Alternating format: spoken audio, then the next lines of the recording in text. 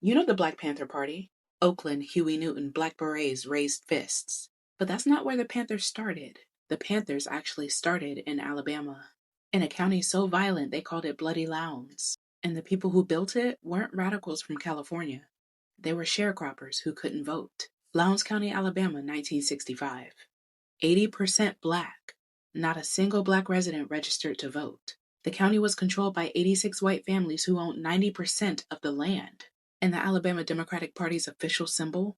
A white rooster, with the words white supremacy for the right printed above it. That was the party that people told them to work within. The people of Lowndes County said no.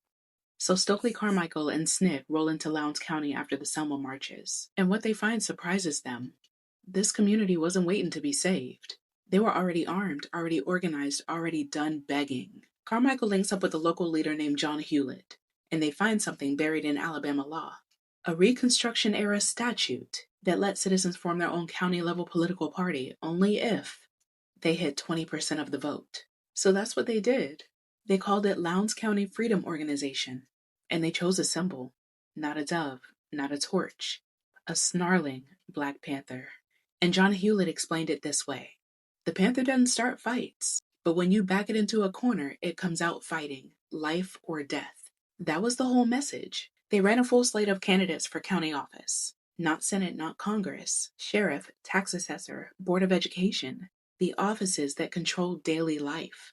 White Lowndes County responded immediately. Sharecroppers who joined got evicted from land their families had worked for generations. At their nominating meeting, 550 out of 800 white men in the county were deputized.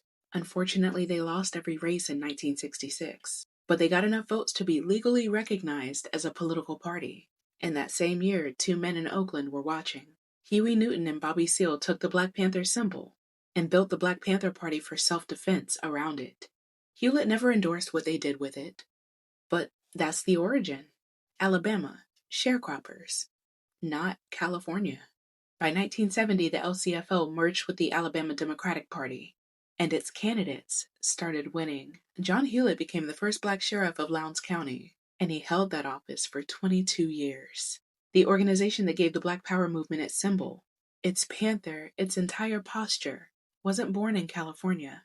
It was born in the dirt of rural Alabama by sharecroppers with no guaranteed safety and everything to lose. They didn't march in hope. They ran for sheriff, and eventually, they won.